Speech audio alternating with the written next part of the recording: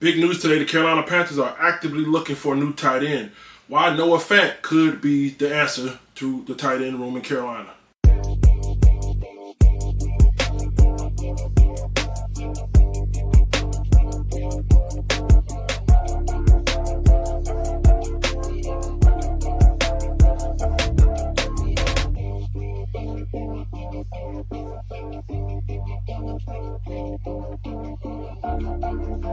Welcome everybody. If you're new to the channel, make sure you hit the like button, share, and subscribe. I go by the name of the Big Cat, and this is 1995 The Roar, a channel by the fan for the fans. All right, listen, man, we got a good one today. Tommy Tremble's on the PUP list, start training camp, and the Panthers need a little more help.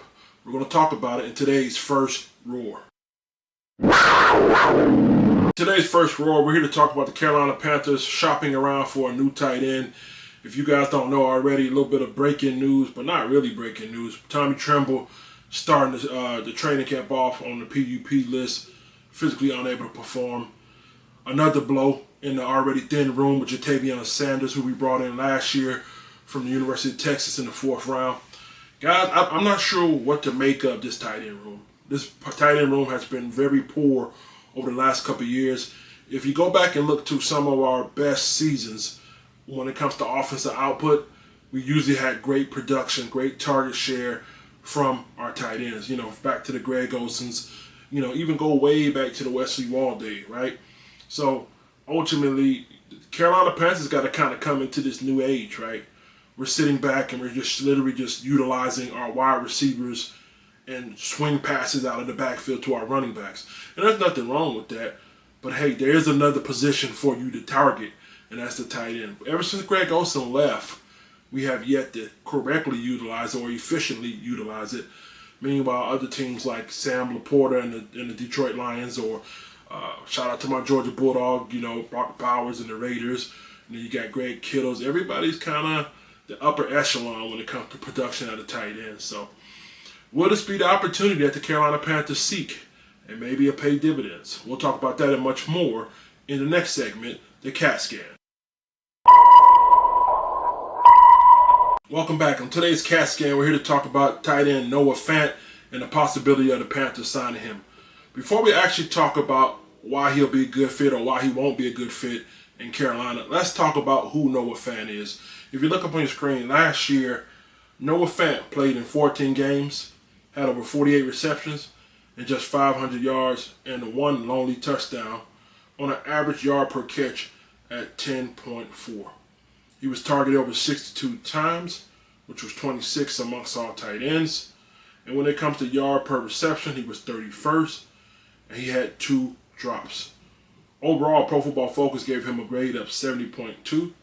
He had a pass blocking grade of 34.5, which was 6th worst in the league.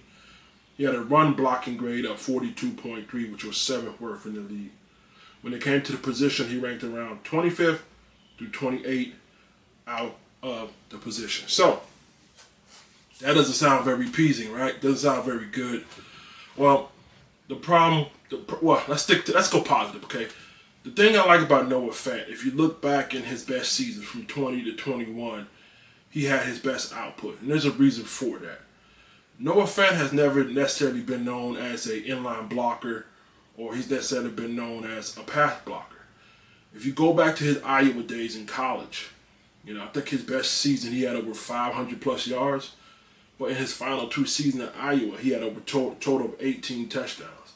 So if you give him volume in the red zone, he can be a threat to score. When you look at Noah Fant's contract this past season, when the Seattle Seahawks released him, they owed him about $13 million, right? But because of the dead cap, they only ate about 4.5 of that. So roughly saved him around 8.5 and some change million, right? So they kind of got off the hook good. For a guy who was making almost, or due to make almost $13 million, it's just the numbers weren't adding up. They kind of went in a different direction with their offense. I don't necessarily know if it's his fault, but I did know A.J. Barner, the tight end that they have now, was a better run block, better pass block.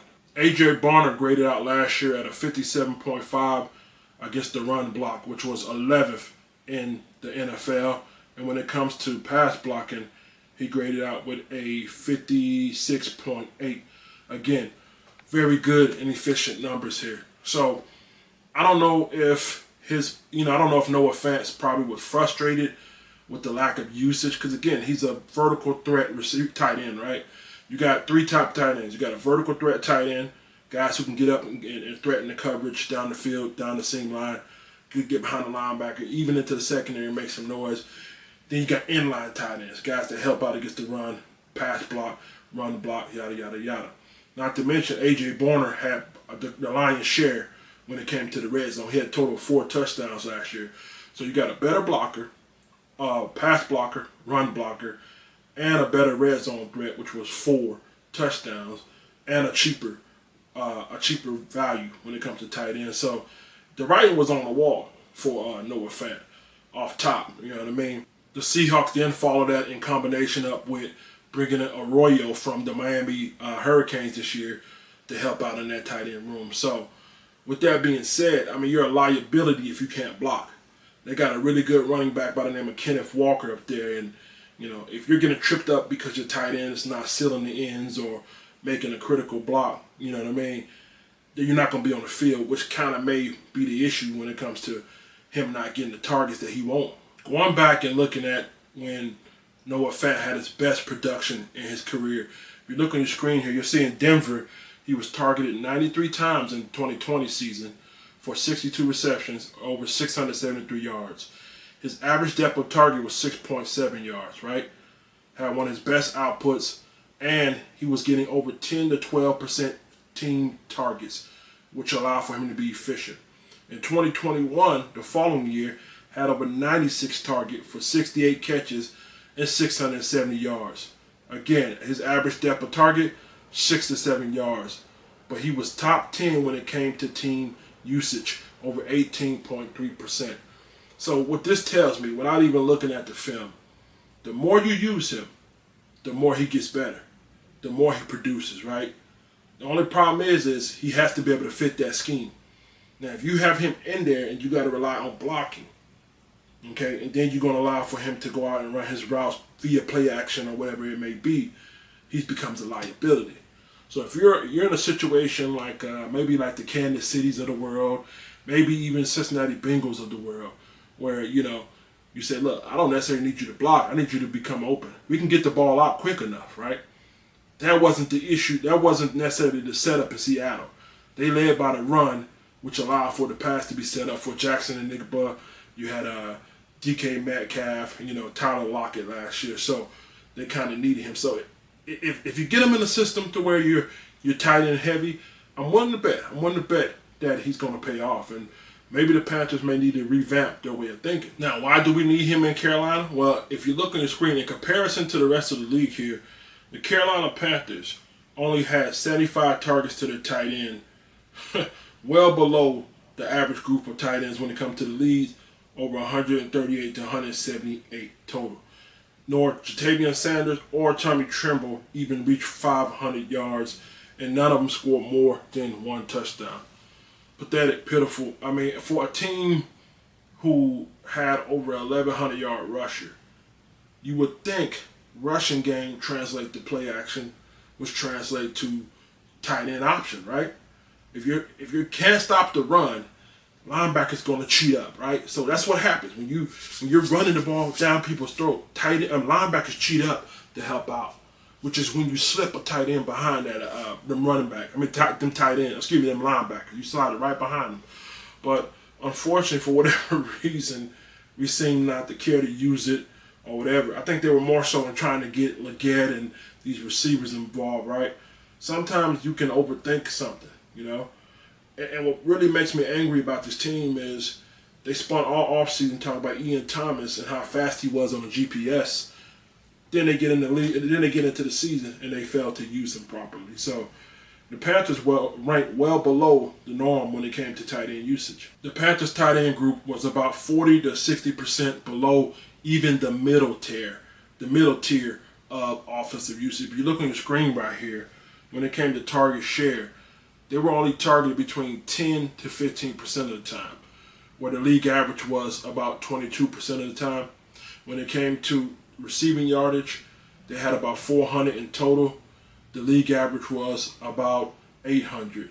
When it comes to tight end average depth, okay, so when the ball is released and it's caught, the average depth of tight end receptions were 7 to 9, and when it came to the NFL, it was 6 to 8. So they were actually kind of above or right there at the standard when it comes to where the tight ends did catch it. Just a matter of fact, they didn't have a lot of volume there. It translates, y'all. Okay, it does translate. If you go back and look at our 2015 season, you'll see how much the tight end play helps us when it comes to winning. In 2015, on the road to the Super Bowl, the Carolina Panthers used their tight end Greg Olsen at a whopping, overwhelming 23.7% of all targets. Okay, 124 targets, 77 reception, 1,100 yards. And his average depth of catch was at 10.4 yards. Okay, now what you guys are saying, well, we didn't have nobody else. We didn't have nobody else. Okay, well, you can look at it that way, or you could say Cam Newton was smart enough to know how to utilize a tight end. I like to think the latter, right? So you got more weapons. Think about this. You have more weapons on the outside. You got a Leggett, you got Thielen, right? If you give Cam Newton, Leggett, and Thielen, and you still have Greg Olsen, Greg Olsen may be a 1,500 plus man. So with Bryce, I think just a matter. I don't know if he's seeing the field. I don't know if he's scared to go across the middle. I don't know what it is, man. I don't know if it's design, but I'm puzzled. I wish I had a better answer for you guys. Or we're rushing for 1,100 yards, but our tight ends aren't getting that volume, especially in the red zone, man. Something where Noah Fant exceeds in, you know what I mean? So let me wrap this thing up like this. I'm going to bring it on home. Noah Fant ended up getting released for a couple of reasons. His inability to block, pass block, run block, his lack of production. This was a money situation. I mean, it was a little too high, over $13 million for a guy who can't block, a guy who hasn't necessarily produced. And on top of that, you have A.J. Barner, a guy who is a cheaper option, better blocker, and had more touchdowns in the red zone. And then you're bringing in a talented rookie, Arroyo, from the University of Miami. It was just like the perfect storm here. With that being said, should the Carolina Panthers make a play for him? I think so. You know, that's only if you're going to use him to receive, right? If you're bringing him here to run block, you're wasting your money. Save your dollars. I'm going to tell you now, save your money. But if you need to help Bryce out with another threat, if you give this guy volume, he will pay off, especially in the red zone. We like to score, right? I like to score. You like to score? I like to score too. So maybe if that's the mindset, right? If we're going to become more of a passing team. But all fairness, I don't think he'll come here, man. I'm going to be honest with you. There's too many other options where there's heavy volumes in passing and better quarterback play. Maybe a Patrick Mahomes in Kansas City here. Hell, maybe even Houston and C.J. Stroud. You know what I mean? It's going to be interesting to see. But if the Carolina Panthers are willing to maybe outprice themselves, you know what I mean? Maybe somebody say, you know what, I'm willing to pay that amount. You know what I mean? You better use them. If you're going to pay 13 plus, you better use them. You better not bring him here trying to make. Sometimes if it ain't broke, don't fix it. We know what he is. We know he can't block. But I ain't bringing you in here to block. I'm bringing you here to make plays. So if that's your mindset, go after him. Maybe pay a little more to get him. But all in all, I don't think he's coming here, right? Get in the comment section. Let me know what you guys think. Now let's move on to our next segment, 95ers Sound Off. Welcome back to today's segment, 95ers Sound Off. If you're interested in having your comment read by me live on air, get in the comment section, leave a good, thought-provoking, engaging, or creative, or even funny comment for the potential chance of me reading it. If you look on your screen, today's comment comes from Clarence Dunn 236. He says, everyone needs to stop predicting Travis Hunter and how he would played. Why y'all think he can't? The NFL isn't like it's used to be. It's much more softer. Sorry about that pause there if I misread that. I think that's on you though. But look, man, first of all, thank you for the support. Continue to comment, like the engagement, share, subscribe. And again, I appreciate you. With that being said, that was based off my Travis Hunter video I did. You're right. I think, at the end of the day, we're nothing more than podcasters, bloggers, or whatever you want to call it. But yeah, it's fun, man. That's kind of like my job here. That's why I got into podcasting. Yeah. So don't take it personal here. That's just my opinion. I could be absolutely wrong about it here. But the thing is, Travis Hunter is very raw. Very raw. You know what I mean? And it's going to take a lot of discipline in the position, right? You know, you can be as talented as you want to be, but somebody more disciplined than you could give you the beats, right? So it's nothing personal. And I'm not saying that he won't translate. All I'm saying is based off of analytics, data, research, and prior experience from similar athletes, it's going to be a maturation process, right? If I'm not mistaken, I think Julian Edelman played on both sides of the ball, I think. I could be wrong. But, yeah, I mean, it's just one of them things where eventually it's going to catch up to you, man. You know what I mean? And you got to more so focus on refining. You got to niche down, refine your craft, right? Find out which side of the ball you feel like you can be the best at and just master it, right? I'd rather you be a master of one thing than a jack of none, right? A jack of all trade, but a master of none. So, yeah. But at the end of the day, maybe he's the first person to do it, you know? He's a revolutionary. You know, there's always one of those in the bunch, so maybe he sets the precedent for years to come when it comes to athletes, though. Thank you for your comment, concerns, and I appreciate that. Continue to read, subscribe, and all that other good stuff, right? Share, subscribe, like, and all that good stuff. Let's move on to our final segment of today's show, The Last Growl. All right, y'all, welcome to The Last Growl. We had a good show today. Yeah, let me tip the cat to you guys. Tip the cat. You know what I mean? Man, let's wrap it up like this. Let's bring it back home. Shoot, man, Noah Fant will be Noah Fant will be a good option for the Carolina Panthers, only if they choose to open that thing up. You know what I mean? But they gotta let him go. You know what I mean? You know what I mean? You got Leggett, you got Adam Thielen. You know what I mean? Got T back there.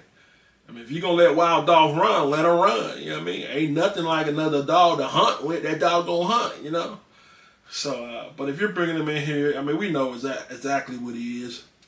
The numbers don't lie, you know what I mean? And if we can get it for a good price, too, you know what I mean? Panthers don't do nothing stupid now. Don't bring him in here $13 million to make him into a run block. But, you know, if this is really your dream to make Bryce all that he can be all that you can be, and if that's your dream, shoot, why not? Let it loose. Shoot.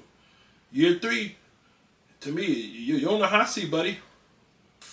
So give him every weapon he can possibly desire.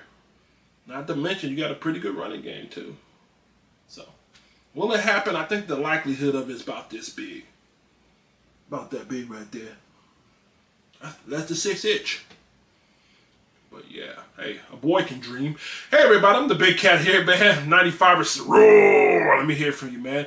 If you're new to the channel, it's 1995, the roar. Make sure you subscribe, like, share. Follow me on my social medias. Go to my homepage. I'm on TikTok, Instagram. I even got a Facebook page, man. Just started that up. Follow me everywhere. Season come, you don't want to miss out.